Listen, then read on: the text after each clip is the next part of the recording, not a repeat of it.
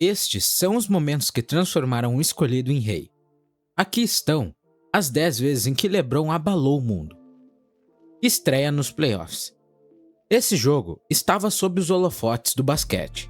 Todo mundo queria ver o que o próximo grande astro da liga faria em sua estreia nos playoffs. Apesar de estar apenas na sua terceira temporada na época, as expectativas estavam lá em cima, já que ele liderava um time que não chegava aos playoffs há 7 anos. E LeBron não deixou a desejar, fazendo 32 pontos, pegando 11 rebotes e distribuindo 11 assistências. Ele se tornou apenas o terceiro jogador a conseguir um triplo-duplo em sua estreia nos playoffs. Além disso, aos 21 anos, LeBron se tornou o mais jovem a alcançar um triplo-duplo em um jogo de playoffs com mais de 30 pontos. Jogo 5 das finais do Leste em 2007. As finais da Conferência Leste de 2007 deram a LeBron a chance de entrar para a história. No entanto, não seria fácil, enfrentando os Pistons, que nas 4 temporadas anteriores tinham chegado às finais ou às finais de conferência. Com a série empatada em 2-2 e os Cavs liderando por um ponto com 6 minutos e 5 segundos no relógio, era hora de LeBron assumir o controle. O jogo foi para a prorrogação dupla e LeBron, em apenas 16 minutos, fez 29 dos 30 pontos de Cleveland, incluindo os últimos 25. Foi uma atuação incrivelmente eficiente, com LeBron acertando 11 de 13 arremessos durante esse período. Detroit não deu atenção ao resto dos Cavs no final do jogo, mas mesmo assim não adiantou. Com 2 segundos restando na prorrogação dupla, LeBron, cercado por 4 defensores dos Pistons, deslizou pelo ar para uma cesta e a vitória. O armador dos Pistons, Chauncey Billups, comentou: "Fizemos de tudo para detê-lo. Simplesmente não conseguimos." A enterrada em John Lucas. A galera ainda comenta sobre aquela jogada do LeBron lá no primeiro quarto de um jogo qualquer da temporada regular, mesmo passados uns bons 10 anos. Isso só mostra o quanto foi incrível. Em 2012, num jogão contra os Bulls, LeBron deixou o nome de John Lucas cravado nos livros de destaque da NBA. Mas olha, o Lucas não curtiu muito não. Tudo começou quando Dwayne Wade pegou a bola meio longe e o Mario Chalmers armou um esquema para o LeBron. Lucas, que estava de olho no Chalmers, de repente mudou e foi atrás do James, que estava indo para a cesta depois do esquema. Enquanto isso, Dwayne Wade sacou exatamente quando o LeBron ia chegar na cesta e mandou uma alley-oop perfeita. O LeBron voou lá nas alturas, pegou a bola e enfiou para dentro. Nem aí para nada nem ninguém no caminho, nem o Lucas. O mais doido é que LeBron passou por cima da cabeça do Lucas sem fazer força, coisa que não é comum na NBA, ainda mais num jogo de verdade. Embora todas as enterradas valham os mesmos pontos, essa foi histórica no quesito estilo. Atuação incrível em Boston. No jogo 6 das finais da Conferência Leste, a pressão no LeBron estava lá em cima. Ele estava uma derrota de fechar a segunda temporada seguida no Big Three sem levar o anel. As críticas que iam chover, principalmente depois do discurso famoso do "não 1, não 2, não 3", iam ser um pesadelo. Mas o LeBron, com uma torcida barulhenta em Boston, e os críticos prontos para soltar fogos pela derrota dele, apareceu e fez uma das performances mais incríveis da vida dele. Mandou 45 pontos, com 19 acertos em 26 arremessos, pegou 15 rebotes e liderou o time contra outro Big Three num ambiente super hostil, garantindo uma vitória que salvou a temporada. Foi um recado bem direto de como as dúvidas podem te levar a performances históricas. Finais de 2016.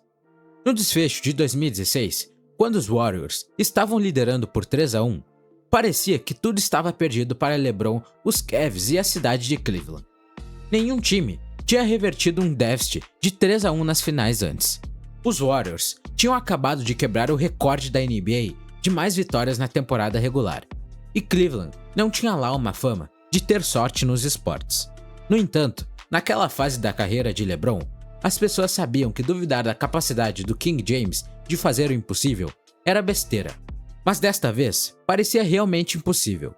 LeBron precisaria jogar como se estivesse num videogame para os Cavs terem uma chance. E foi exatamente isso que rolou nos 2 jogos seguintes. LeBron explodiu com 41 pontos em ambos os jogos, acumulando incríveis 24 rebotes, 18 assistências, 7 roubos e 6 bloqueios. No jogo 7, quando tudo estava em jogo, LeBron deu um show ao registrar um triplo-duplo com 27 pontos, 11 rebotes e 11 assistências, 2 roubos e 3 bloqueios.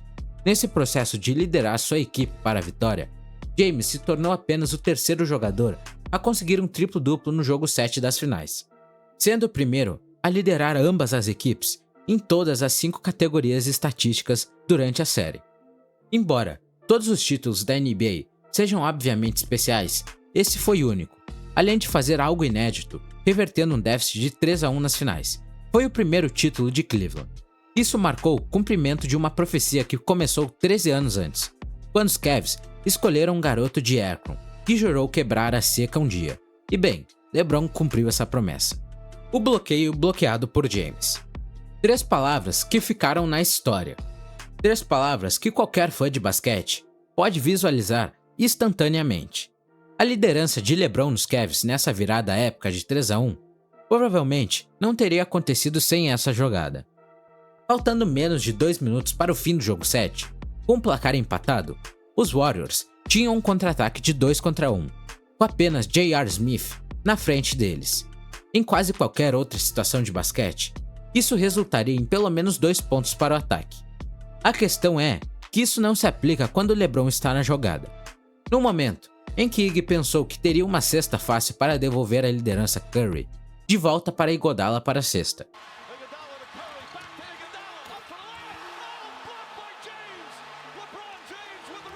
Os Warriors não fizeram um único ponto depois disso. Além da importância da situação, o bloqueio em si foi incrível. A distância que LeBron percorreu enquanto cronometrava perfeitamente tornou essa jogada especial, capturando a incrível habilidade atlética de LeBron e sua determinação incansável de trazer um título para sua cidade natal. Playoffs de 2018. Nos playoffs de 2018, com o time dele começando lá na 4ª posição, ficou claro que o LeBron ia ter que carregar a equipe mais do que nunca para manter a sequência de 7 anos nas finais. Foi a classificação mais baixa nos playoffs em uma década.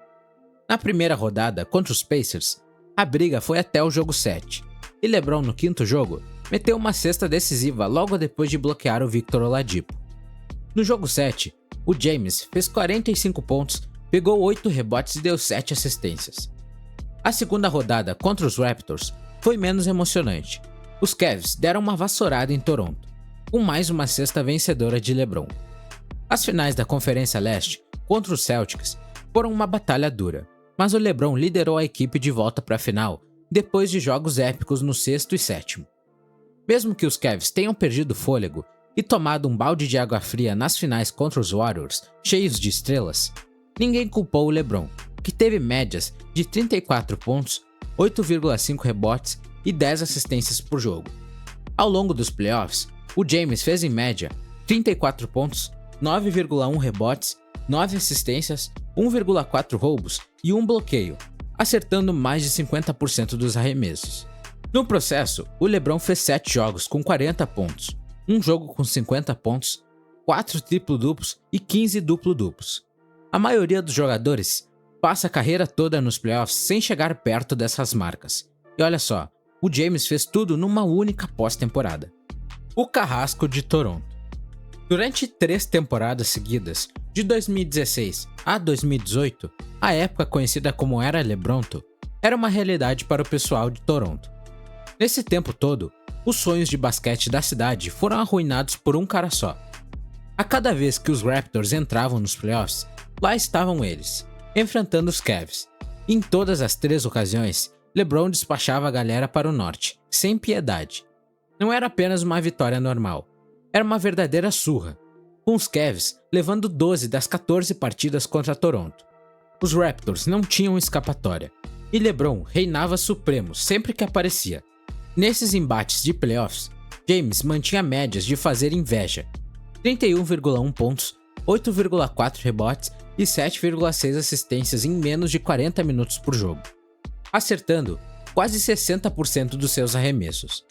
Geralmente, as equipes ajustam suas estratégias após uma derrota, mas parece que Toronto nunca conseguiu encontrar uma maneira de lidar com King James. No segundo jogo da série de 2018, enquanto LeBron arrasava com seus 43 pontos, o narrador da ESPN, Mark Jones, até apelidou a cidade de Lebronto. Não é como se os Raptors fossem uns pernas de pau. Em 2016, eram a segunda melhor equipe, a terceira em 2017 e a líder em 2018. A ida deles para as finais em 2019, pela primeira vez na história da franquia, só aconteceu porque LeBron deu fora da Conferência Leste, pela primeira vez em sua carreira. Foi tipo se livrar de um fantasma que os atormentava há tempos. A longevidade de LeBron. Dizem por aí que o tempo é imbatível, mas isso nem sempre cola. No ano passado, com 37 anos e na sua 19ª temporada, LeBron ainda conseguia manter números de MVP. Terminou o ano com média de 30,3 pontos, 8,2 rebotes e 6,2 assistências, acertando mais da metade dos arremessos. Pessoas com 37 anos não deviam estar fazendo essas coisas na NBA, mas James fazia parecer fácil. Nada assim tinha sido feito antes no esporte. Só para ter uma ideia, aqui estão as médias de pontos por jogo de grandes jogadores na temporada de número 19, com pelo menos 55 jogos disputados. Kareem Abdul-Jabbar com 14, Carmelo Anthony com 13, John Stockton com 10, Tim Duncan com 8, Vince Carter com 8 e Jason Kidd com 6. Se os Lakers tivessem ganhado mais jogos naquela temporada e as pessoas não tivessem tão acostumadas com LeBron detonando recordes, ele teria estado bem mais na conversa pro prêmio de MVP. O fato de a galera não falar tanto sobre a dominância de LeBron na sua idade diz muito sobre a grandeza dele ao longo desses 20 anos na NBA.